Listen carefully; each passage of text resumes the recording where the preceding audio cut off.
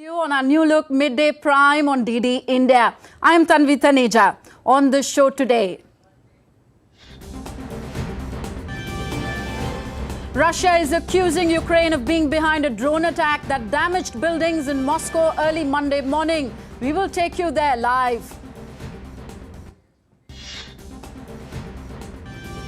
Another nuclear-powered US submarine arrives in South Korea amid growing tensions with the North.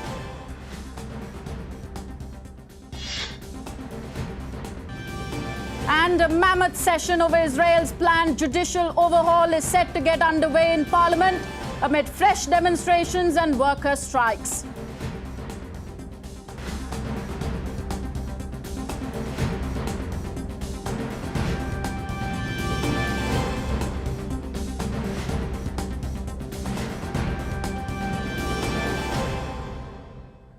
Hello and welcome once again. You're watching Midday Prime on DD India. Tensions continue to simmer between Russia and Ukraine. That's our top story. Russia's defense ministry accused Ukraine of a terrorist drone attack on Moscow on Monday after the city's mayor said that the two buildings were hit, and media reported that debris was found not far from the defense ministry's buildings. Dibyendu Mondal reports. In the early hours of Monday, residents in central Moscow woke up to a loud bang. The broken and tattered window panes of the building speaks of the impact the alleged drone attack had on the building. Local residents said they had no idea where it came from. I heard just a bang and then nothing. We didn't see anything flying even though the windows were open and it was night time. And we should have heard the sound of something flying, but no, nothing. A Russian state-owned TV news station reported that the drones were aimed at hitting important military installations in Moscow. Defense ministry officials called it a terrorist attack, but Russian forces claimed their specialists were successful in jamming the drones, but after which they crashed into two nearby uninhabited buildings. Even though there were no injuries reported in the drone attack, the Russian forces cordoned off the area and carried out an extensive search and recovered what they said were drone fragments. Meanwhile, the Ukrainian President Volodymyr Zelensky has condemned the latest Russian attacks which severely damaged the cathedral and other buildings in the port city of Odessa. The historic centre, a World Heritage Site that UNESCO has taken under its protection. The building of the Greek consulate was also damaged. And this is the second consular office in Odessa to be hit by Russian terror. Only 3 days ago, another such attack damaged the building of the Chinese consulate. More destruction in a country which has already suffered so much. Dibyendu Mondal's report for DD India. And our correspondent Lian Sesange joins me from Moscow. Lian, how credible are these reports of alleged attacks by drones on Moscow, allegedly by Ukraine?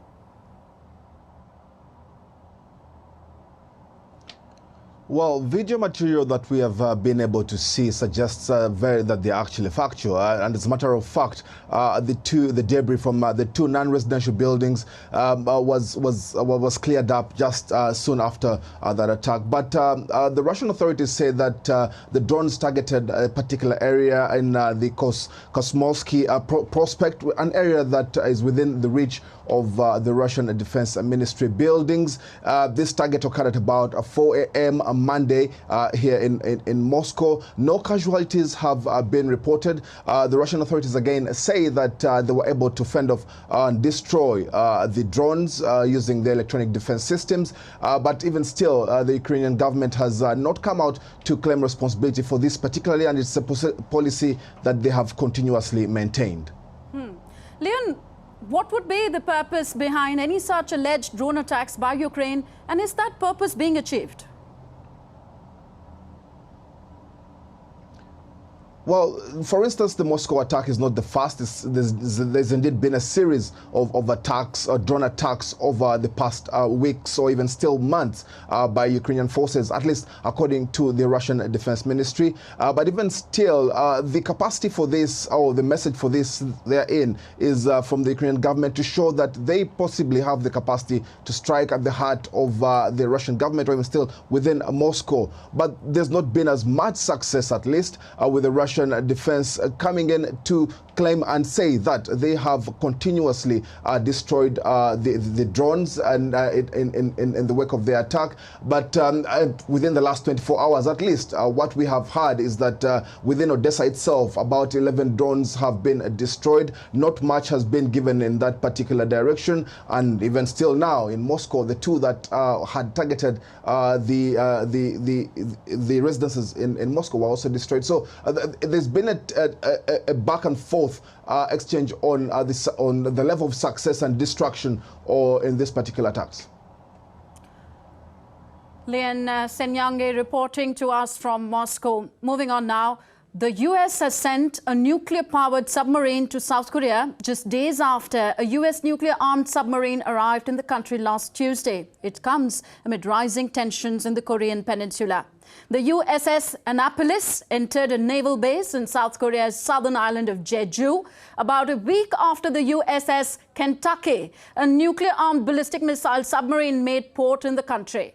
The deployment of major US naval assets coincides with the start of talks between the US and South Korea to coordinate responses in the event of a nuclear war with North Korea.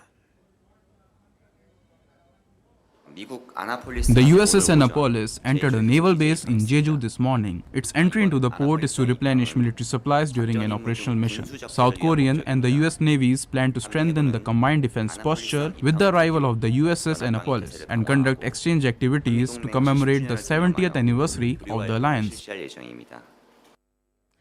Taiwan is set to conduct annual military exercises next week, including combat readiness drills, and to prepare its civilians for evacuations in the case of a possible air raid.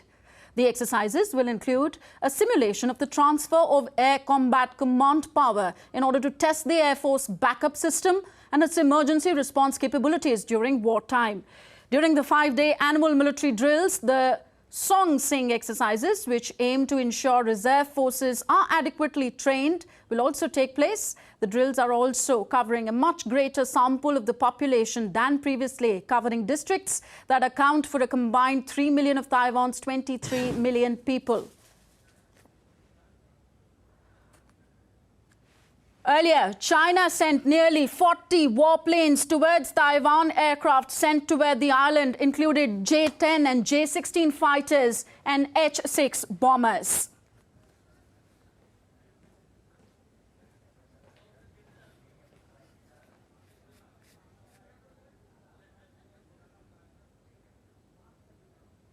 And Andrew Wood joins us from Hong Kong. Andrew, first let's talk about the US nuclear submarine. How significant is the arrival of this second US nuclear submarine in South Korea? I mean, how is it significant? Just a matter. Well, last week, of course, we had the USS Kentucky.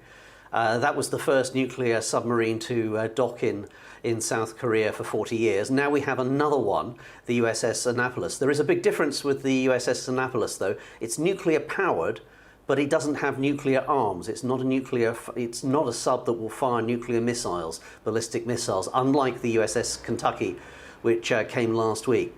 Now, America promised back in April that it would send more ships, send more submarines to the region, to promise to South Korea that it would do that, to try to deter the North Koreans. It doesn't seem to have worked in a way. Once the USS Kentucky arrived, the North Koreans fired ballistic missiles and then cruise missiles a couple of days later. So that didn't deter anything.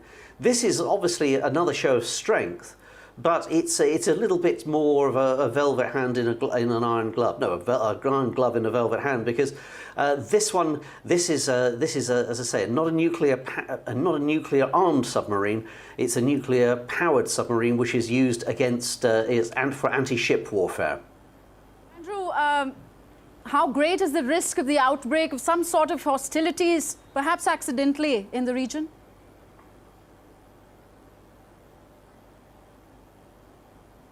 Well, this is something that the South Koreans and Japan, for that matter, have lived with for 60 or 70 years. It is a lot more difficult now, I think, that North Korea has nuclear or has rockets and missiles and can detonate nuclear devices. We don't know how easily they could put a working nuclear warhead onto a missile, but it's a possibility. And every time that North Korea fires missiles, even if they land in the sea off Japan, then something could go horribly wrong with those and be misinterpreted. I think at the moment the South Koreans have been very good at trying not to aggravate the North Koreans, but North Korea is a very unpredictable place. And sometimes, actually, the times when it's most likely to make concessions in the past have been when it's been acting the most belligerently. The danger, of course, that is that it just goes a little bit too far. All right. Thank you very much, Andrew Wood, for joining us. We're also joined by Alok Bansal, defense expert and director of the India Foundation, for more inputs on this story. Up first, Mr. Alok, give us some background on the current state of heightened tensions between North and South Korea. We need to understand that this is the first time that US nuclear-powered submarines have visited South Korean ports. First, USS Kentucky, which visited Busan, and now this one, the USS Annapolis, which has come to the naval base in Jeju Island in South Korea. Now, what is important is that North Korea sometimes back has changed its nuclear engagement policy, where it has said that a visit of a nuclear submarine to South Korean port could also be considered as a nuclear, could also be a threshold at which it could engage in a nuclear confrontation. So this is where it's trying to raise the level of confrontation. I think it's a game of brinkmanship which both the Koreans have been fighting. But at this particular moment, South Korea has just made statements. They have said that the USS Annapolis entered because of certain replenishment requirements. They have not said anything. They have not tried to antagonize. Now, considering the North Korean regime, which has been extremely autocratic, and very, very unpredictable, as the previous analyst also brought out, it's always a question mark as what will be the North Korean response. Because as you know, after USS Kentucky entered South Korean port, there were cruise missiles which were launched by North Korea. And this is pressure tactics which North Korea has been resorting to. So any of these acts could go wrong at any moment and create a greater global confrontation. Mr. Alok, are these heightened tensions between the two Koreas likely to continue in the near future? Can we see an increase in tensions? And is there also a possibility of active hostilities between North and South Korea? Yeah, that's what I was trying to say, that of late, North Korean postures have been extremely belligerent. And in fact, as I said, North Korean regime is extremely unpredictable, extremely autocratic. So anything can be expected at any given point of time. And the way they have been engaging in missile attacks, one wrong step and there could be an active hostility that might be triggered. Of course, there have been a lot of developments in Korean Peninsula in recent past. We had the specter of one US soldier running away into North Korea. Yes. This is something which you have not heard of since 50s. This is something very, very new happening. And North Korea has been extremely quiet on this particular issue. They have not said anything. And now you have had US nuclear submarines visiting South Korean port, and North Korea saying that this could be the threshold and this could be construed as a nuclear threshold which can be crossed for nuclear attack. So we have a very, very problematic scenario. Unfortunately, at this point of time, not many in the international community has too much of leverage over North Korea. And North Korea, of course, as we all know, has been suffering from an acute food crisis and other problems. So very often, to divert attention of its domestic audience, I think North Korean dictator often indulges in this game of brinkmanship and starts beating the war drums, because that obviously distracts the attention of the populace away from the internal tumult and internal crisis. All right, we leave it here. Thank you very much, Mr. Alok Bansal, for joining us in Midday Prime and shedding your valuable inputs on this developing story. And we are taking a quick break, but coming up on the show, thousands of tourists and residents have fled the Greek island of Rhodes as wildfires continue to rage.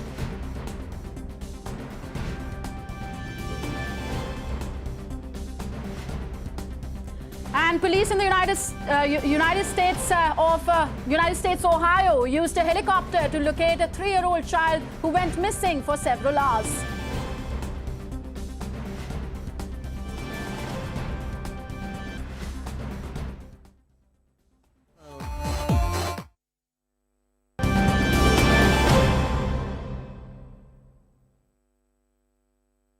What else is happening around the world?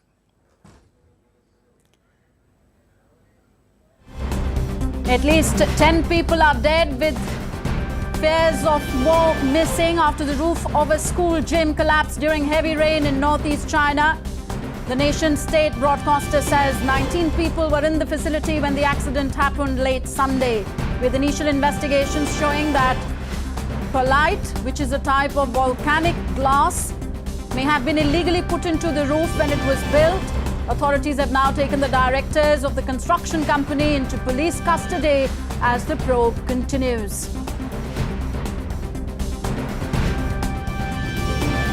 At least 15 people have drowned and dozens more are missing at sea after a ferry sank off Sulawesi Island in Indonesia. It's understood at least 40 passengers were on board the vessel, with authorities saying that it remains unclear what caused the incident. Search and rescue teams are now scouring the area looking for survivors.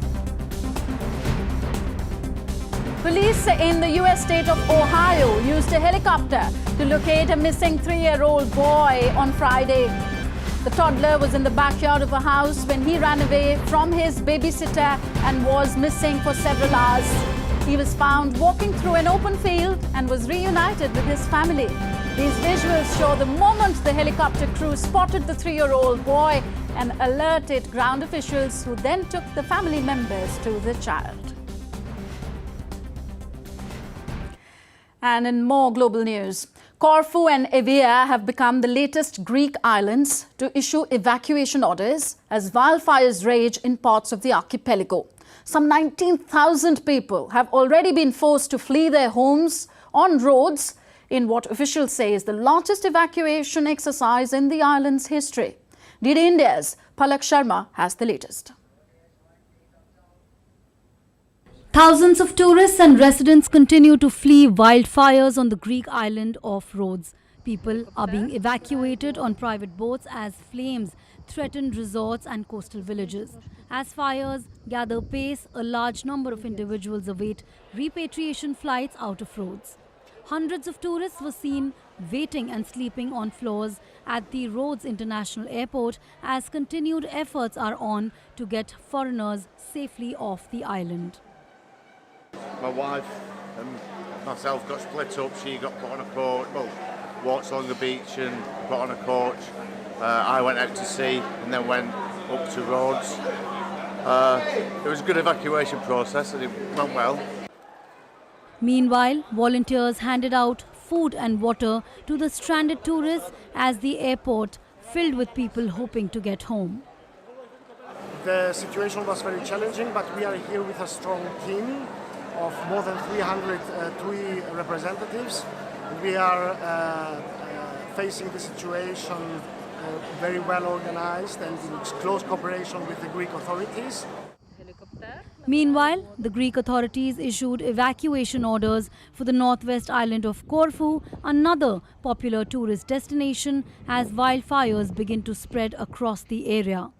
In one of the largest evacuations in the country's history, a total of approximately 19,000 people have been rescued so far. Palak Sharma, DD News. Blistering high temperatures continue to linger across parts of southern and eastern Italy during a heat wave that has caused chaos across parts of Europe. The temperatures in some areas of eastern Sicily rose to 47 degrees Celsius, according to Sicily's Civil Protection Agency. The extreme heat has brought warnings of an increasing risk of death. The World Meteorological Organization predicts that heat waves in the northern hemisphere are expected to intensify in the coming days. During the day, the heat is really bad and the humidity in Rome, only makes it worse. We find ourselves in a pit. The air is unbearable, but we adapt. Sleep is interrupted and it's a bit problematic also because of my age. I suffer the situation even more. Wildfires in the western Canadian province of British Columbia have burned up to 1.2 million hectares of forest land so far this year. That's above the 10-year average of 76,000 hectares.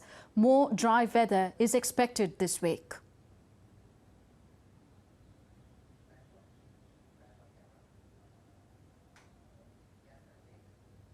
Now, stifling heat continues to hit many parts of the United States after what has already been a record-breaking few weeks, particularly in the south and southwest. And as the heat wave moves east, many usually cooler states are set to feel the intense heat this week. DD India's Caroline Malone reports from Washington.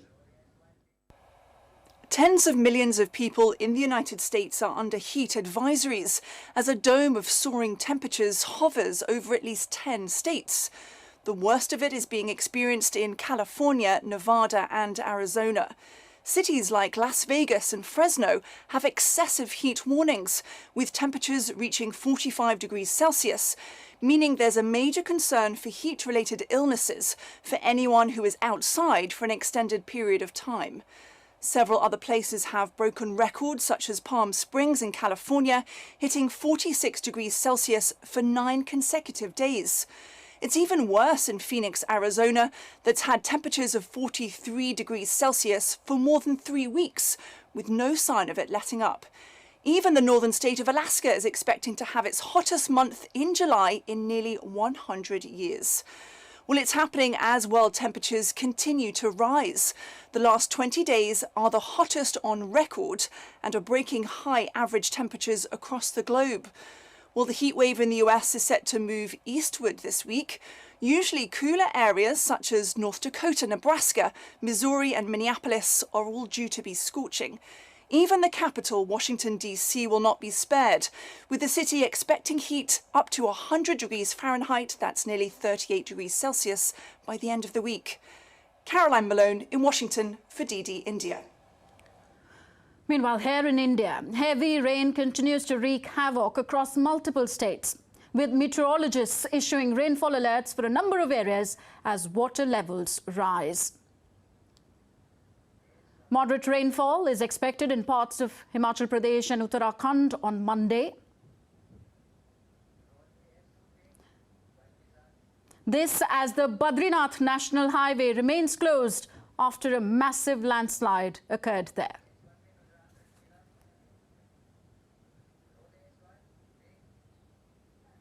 A heavy rainfall alert has also been issued for the states of Gujarat and Goa.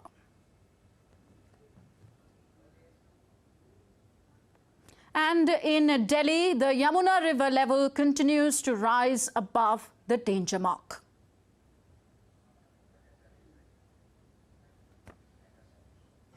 And our correspondent Tapas Bhattacharya joins us live from Delhi, where the Yamuna River level is rising. Tapas, what are the authorities doing to ensure the safety of people in low-lying areas now that the Yamuna water level has breached the danger mark again?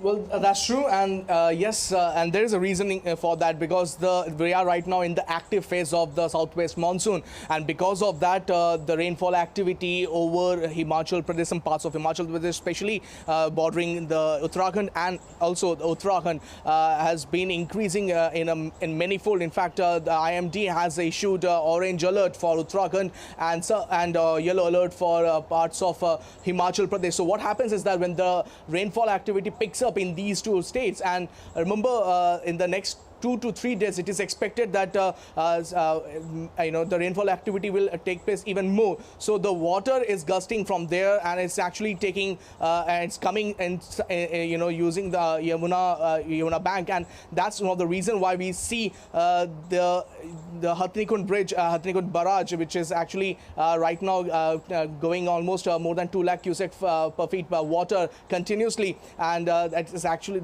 it's going, the water is coming out from there. So most of the places, the low-lying areas near about Yamuna are currently inundated with the water, and that's one of the reason why more than 70 teams have been pressed into service to take the people out of these particular areas and put them into safe zones. So that is happening. Also, what we have been told is that the water irrigation system, or for that matter the water system which are already in place, they have been told to work in a maximum capacity to make sure that the water is drained out from there. So let me just show you the current scenario. We are right now in the ITO bridge, where right now you can see the Yamuna is flowing, and this is not you don't see Yamuna at this particular current.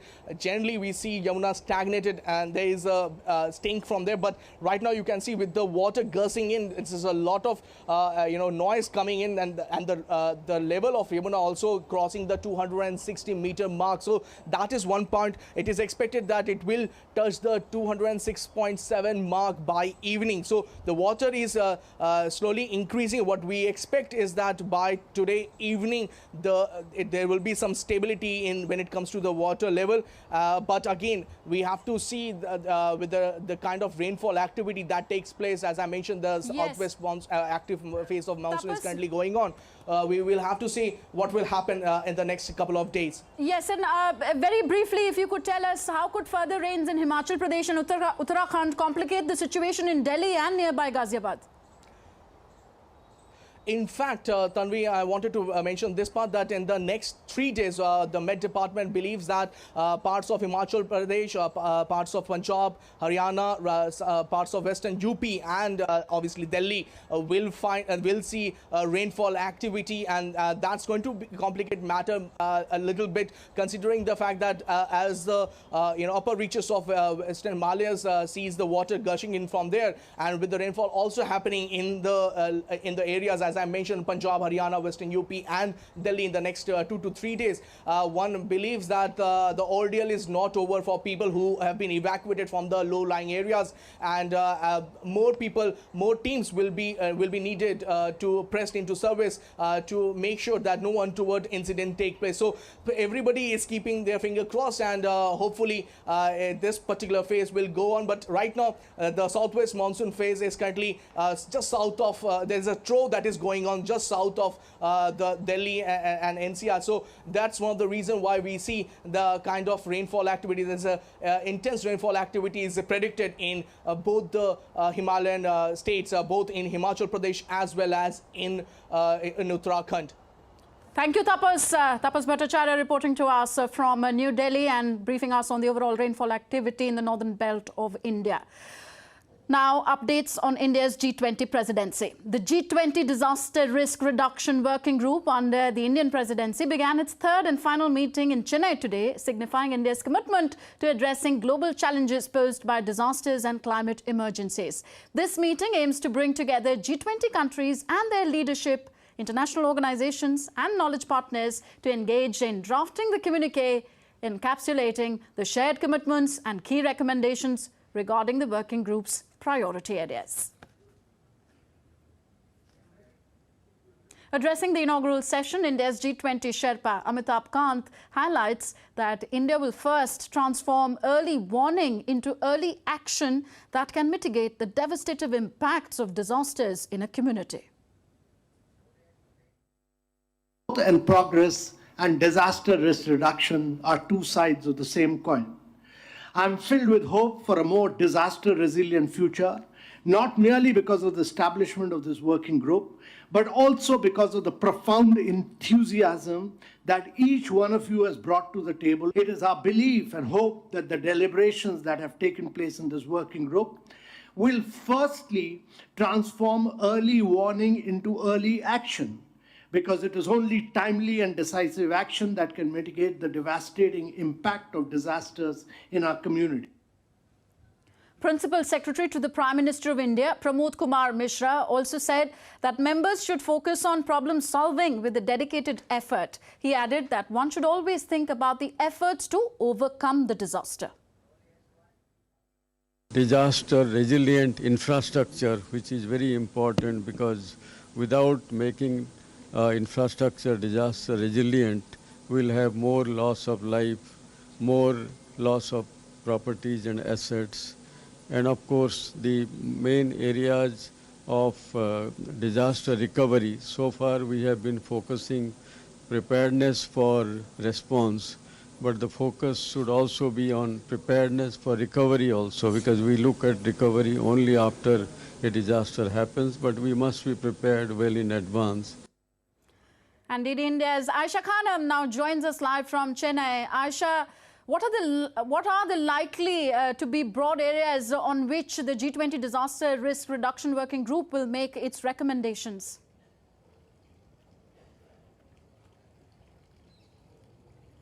Well, the G20 is focused on working collectively for human-centric globalization and human-centric development.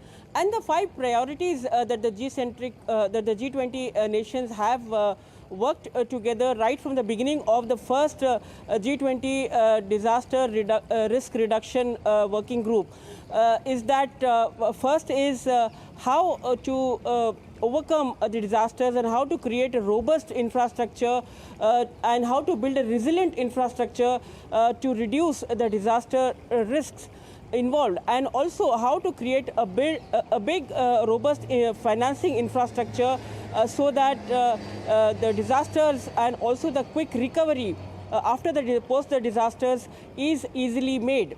So these are the main focus areas, which is also framework of the Sendai priorities group that was set in 2015. So here at Chennai, the group is focused on the same priorities, and also India has been leading in following these commitments set by the Sendai framework. And India has been taking the lead and has been a champion in taking forward the global agenda for the human-centric globalization. So here the group is very confident, the DRR group is very confident about the fact that the communique which will see the first draft of the G20, and this is perhaps since the beginning of India's G20 presidency, this is the most successful working group which is coming on a consensus to build a communique, and this will be sent forward to the Sherpas and finally ultimately as a declaration in the Delhi summit of G20 in September. So this is a big success that this G20 meet has met with, and also at the moment we see here in Chennai that all the groups are the groups and the countries working together have taken India's disruptive technology template as a measure to take forward, and also the developing countries looking ahead to work with India to create a similar ecosystem to deal with disaster risk and reduction. And the fact that COVID and the recent Biparjoy cyclone, yes, India handled the Biparjoy cyclone quite with zero casualty. Yes. And this is the example of resilience that is built, and the G20 countries are looking forward to replicate these kind of examples and use technology in the disaster risk reduction and build a resilient infrastructure. Yes, so resilience mechanisms being shared, their best practices being deliberated upon at this G20 Disaster Risk Working Group meeting on in Chennai. Thank you very much, Aisha, for joining us for now. And time for another quick break in the bulletin, but lots more coming up on the other side. Spain appears to be heading for a political gridlock after snap elections left no one party with a majority. Police have fired water cannons on protesters gathered outside the Israeli parliament ahead of a controversial vote on the overhauling of the country's judicial system.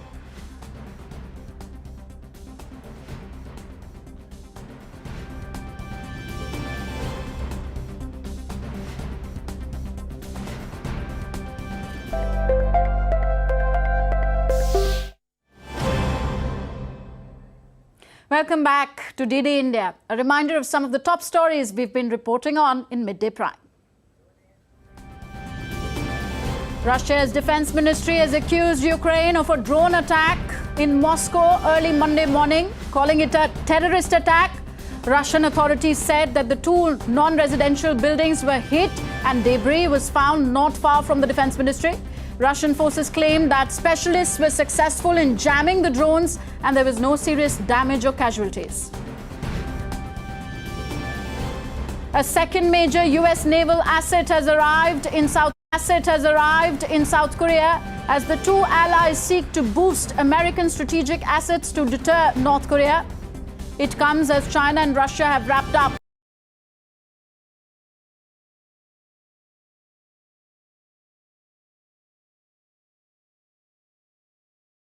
an air and naval exercise in the Sea of Japan aimed at what China's defense ministry says is to safeguard the security of waterways. Wildfires continue to burn across Greece, forcing evacuations from a beach on the island of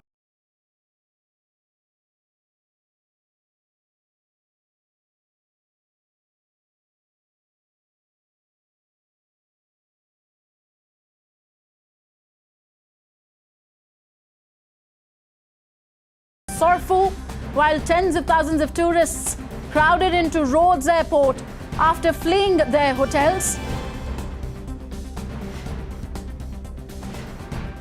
And Spain's snap elections have resulted in a hung parliament. A coalition will be needed to reach a governing majority. DD India's Jessica Taneja reports. Despite months of political gridlock and an indecisive election mandate, Socialist Party supporters were satisfied with the result as long as the reactionary forces of the Conservative People's Party were kept at bay. I was so afraid.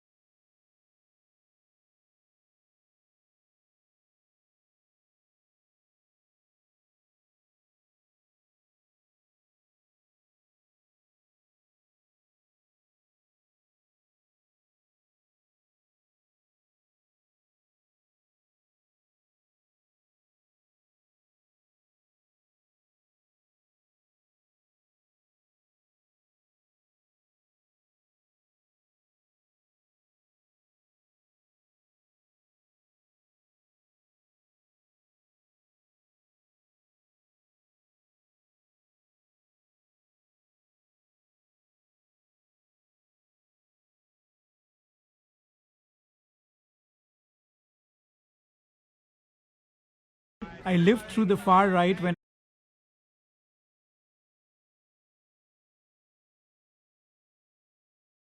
Asset has arrived in South Korea as the two allies seek to boost American strategic assets to deter North Korea. It comes as China and Russia have wrapped up an air and naval exercise in the Sea of Japan aimed at what China's defense ministry says is to safeguard the security of waterways.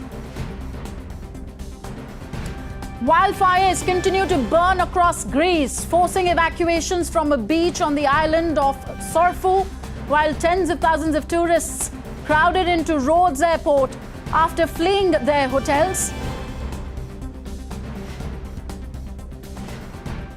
And Spain's snap elections have resulted in a hung parliament. A coalition will be needed to reach a governing majority. DD India's Jessica Taneja reports. Despite months of political gridlock and an indecisive election mandate, Socialist Party supporters were satisfied with the result as long as the reactionary forces of the Conservative People's Party were kept at bay. I was so afraid. I lived through the far right when I was young and I do not want to remember it. This brings me huge happiness. Even though Spanish Prime Minister Pedro Sanchez's election gamble saw a nail-biting finish, far-right People's Party becoming the largest party in Congress would have added more trouble for the socialist bloc. I think Spain has been very clear. Spain and all its citizens who have voted have been much clearer. The backward-looking bloc, which proposed a total repeal of all the progress we have made over the last 4 years, has failed. Vox Party leader Santiago Abascal, who was set to become the kingmaker in the right-wing coalition, was disappointed with the results. It's a day of concern because we have not achieved our objective to kick Pedro Sanchez out of Moncler Palace, and there will probably be another election where we can do it again. Although the ultra-nationalist party failed to deliver, its denial of human-made climate change and gender-based violence are now part of mainstream political narrative. People's Party and Vox coalition would mean another European member has moved firmly to the right, a trend seen recently in Sweden, Finland and Italy. While the Spanish Parliament meets in a month, this election result will produce weeks of political jockeying and uncertainty over Spain's future leadership. Jessica Taneja for DD News. Now, the streets around the Israeli parliament are blocked by protesters hours before a vote is due on a controversial overhaul of the country's judicial system. The protesters fear that the bill will push Israel towards autocracy by weakening the judicial system. Israeli police used water cannons to disperse demonstrators who have blocked the streets in Jerusalem. So this judicial overhaul plan is to get a final vote in the Knesset. And for more on this story, we are joined by our correspondent Vinod Kumar. He's joining us from Dubai. Vinod, if you could explain to us how, as critics allege, these proposed changes to Israel's judicial system will remove one of the few effective checks on the executive's authority. Right, Tanvi. As we speak, now we are the Israeli credits outside the Knesset. We are seeing protesters rage against the proposed judicial reforms. See, the critics allude that it will harm seriously the Israel state as a core Jewish state, and the democratic values will be undermined once this law is passed. Second, there have been 4 objections which has been raised against this particular judicial reforms. One is the constitutional objection. Second, that no all-party meeting has been convened for a consensus. Third, it will affect the tech economy of Israel. And the most importantly, Netanyahu's own legal problems. As we all know that Netanyahu has been facing draft charges, which is named as Case 1000 and Case 2000. He himself is facing charges. His Interior and Health Minister is facing charges. And critics allege that the proposed judicial reforms, which is called the reasonableness test, is introduced to safeguard Netanyahu himself. And while I speak about the constitutional objection which has been raised against this, it's pertinent that we should know that Israel does not have a written constitution. Israel has been created just after the World War II, and there had been not enough time to create a constitution. So Israel adopted a series of laws from that time to the 1990s, when the judiciary of the Israel codified 3 basic laws, and which has been acting as the basic constitutional doctrine of Israel. And this particular bill that has been introduced, and now it is third reading as we speak now. 2 readings have been already passed, and this is the third and final reading as we speak, is instituted so that if the law is passed, then the Israeli government will get an upper hand in 3 things. One, appointment of the judges in the Supreme Court, and creating and banning judicial review of critical government rulings, like on national security or any other things that the government seems which is reasonable. And the third one is that judiciary has to defer its decision to the government if it feels that they are not able to interject in the government's decision-making process. And previously, in the appointment of the Supreme Court judges, there were 9 members, on which most of them were related to the judiciary. Either they are Supreme Court judges, lawyers, or the member of the Bar Council. Now we have a system which is proposed that there will be 3 members from the coalition, 3 members from the opposition, and Knesset members, and the number of representation from the judiciary has been reduced. And previously, out of 9, 7 has to agree for a judicial appointment. Now, out of 11, only 6 has to approve. So critics allege that this will seriously undermine the democratic values that Israel has stood for. Yes, another few hours and we will see if this reasonableness bill becomes a law in Israel. Thank you very much, Vinod Kumar. And let's move on now. The United States has said that it's pausing some foreign assistance programs in Cambodia and imposing visa bans on some officials following the country's elections on Sunday. Cambodian Prime Minister Hun Sen and the ruling Cambodian People's Party claimed a landslide victory in the vote, described by critics as the country's least free and fair elections in decades. DD India's Patrick Falk reports. According to the country's election committee, more than 8 million people casted ballots. That's a turnout of 84%, the highest in Cambodia since the 1990s. But this was effectively a one-horse race. The main challenger, an opposition candlelight party, was barred from taking part. The 17 others that did were too small to present any real challenge to the CPP. Spokesperson for the Candlelight Party, Kim Sorparith, described it as a boring election, like soup in a cooking pot, with no ingredients. The vote comes ahead of an expected power transition. Leader Hun Sen has been in charge for nearly 4 decades and wants to hand over to his son, Military General Hun Manet, seen here casting his ballot on Sunday with his wife. In the 2013 national elections, Candlelight's predecessor, the Cambodia National Rescue Party, came close to winning. It was later banned and its leaders were forced into exile or sent to prison. With the historical transition in sight, the Prime Minister wasn't taking any chances this time round. I think Hun Sen didn't want to fight a 2-front battle against opposition and civil society groups that were unhappy with him, and also against people within the ruling Cambodian People's Party who were unhappy with the way this secession was being planned. Hun Sen has brushed off criticism of the election's credibility. Ties with Washington have been strained because of his iron-fisted approach, but experts warn Western influence in Cambodia is dwindling as the country deepens its ties with China. We are headed for another break, but coming up on the other side. We'll take you to the Oceania region, where the FIFA Women's World Cup is being jointly hosted and hotly contested. And Barbie is setting the box office on fire with the biggest opening of the year.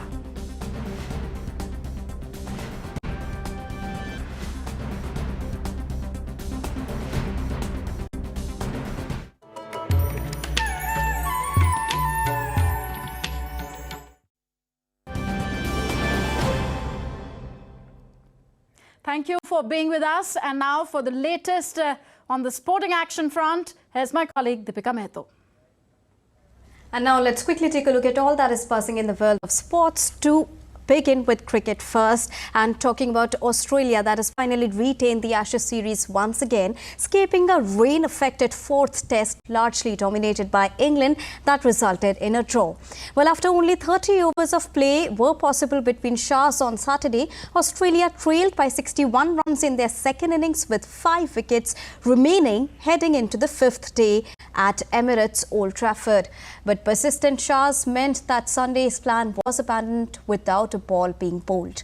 With a 2-1 lead, the Aussies now have a chance to secure their first victory in England since 2009. And to talk more about this, I'm joined by John Bever from London. Good afternoon, John. Thank you so much for joining us here on Midday Prime. We are talking about the series that has finally been retained by Australia, the Ashes series we are talking about. But this time, Ben Stokes calls it really unfortunate. How would you define this victory by Australia? Yeah, I think that's right, describing it as unfortunate. And talking about Ben Stokes, the England captain, he described it as also hugely frustrating, the fact they were only able to get 3 hours of play in the final 2 days of this test match. The series up till now has been very close. The first 3 tests really came down to the final session in each test. And this time around, though, things were very different. England were dominant from the outset. What they couldn't control, though, was the weather, of course. And as we say, with the last day being completely rained off and only managing to get in 3 hours of play on Saturday, it meant that the excellent position they'd put themselves in, they weren't able to follow through and win the game. And because of that, Australia have retained the Ashes. Australia are 2-1 up with 1 left to play. Australia will be hoping to win that final test so that they can go home having won a series in England for the first time since 2001. But for England, there is huge frustration. They played very well. They played this style of cricket that's become known as Bazball, named after the coach Brendan McCullum, where they really go out and they play very exciting, very aggressive cricket. And we saw that again. We saw them in a dominant position, but unfortunately, the English weather was not having any of it, and it all came to an end. The match was drawn, so very disappointing and very frustrating for England's cricketers. Right, John, thank you so much for joining us and bringing us a rounded perspective on this title that has been once again been retained by Team Australia. However, a lot of praise is going to Ben Stokes for putting up a brave display. Thank you so much for joining us, John, right now. Moving on to soccer now. In FIFA Women's World Cup, Jamaica held France to a goalless draw, whereas Sweden and the Netherlands won their respective matches. This and much more in this FIFA World Cup wrap. France's hopes of a winning start to their Women's World Cup campaign were thwarted by a hard-working Jamaican side in a 0-0 draw in the opening Group F clash at Sydney Football Stadium on Sunday.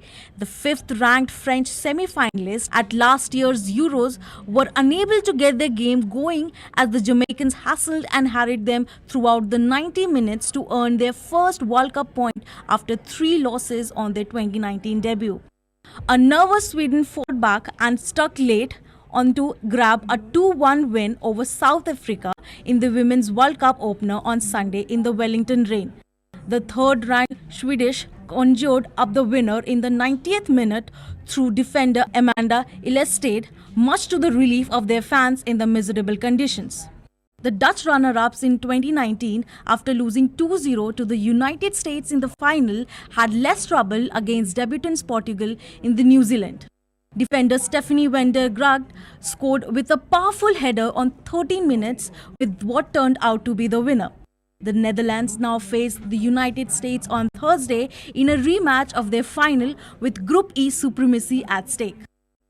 The US squad trained in Auckland on Monday ahead of its second group stage match against the Netherlands, who they beat to win the title in the 2019 Women's World Cup final.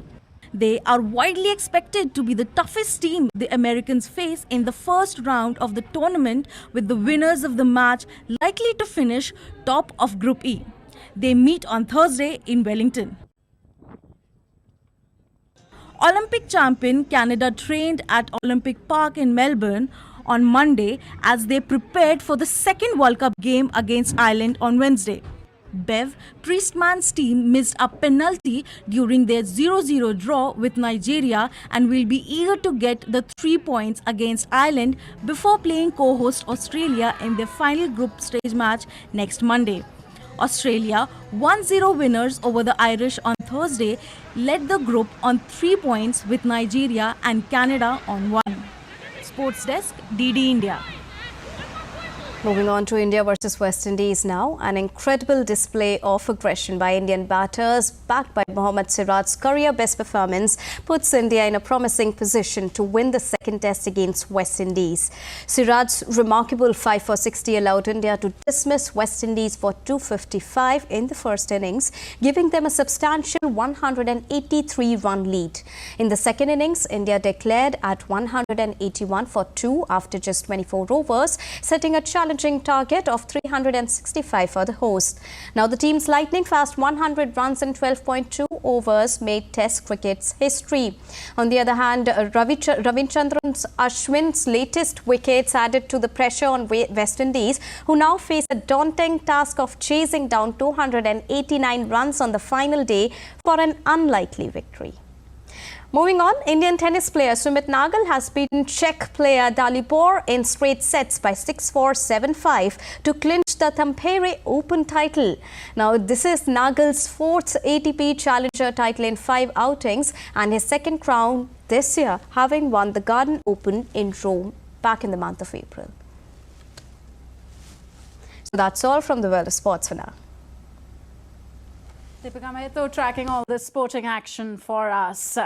And director Greta Gerwig's fantasy comedy Barbie has set the box office on fire with the biggest opening of the year 2023. The film starring Margot Robbie and Ryan Gosling has made an estimated $337 million business worldwide, earning $155 million in the United States and Canada alone. While fans are going crazy over this fantasy film, Barbie is also competing with Christopher Nolan's Oppenheimer, based on the life of the father of the atomic bomb. As Barbenheimer, a term coined by social media, continues to conquer the box office, trade figures suggest that Barbie continues to have an edge over Oppenheimer. Movie buffs are flocking the theatres in large numbers to watch these two films.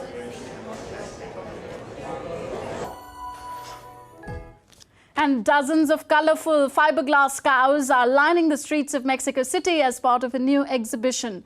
Over 55 life-size structures can be seen along one of the busiest avenues in Mexico. People have been taking selfies in front of these vibrant sculptures. The cows will be auctioned to raise money for charity.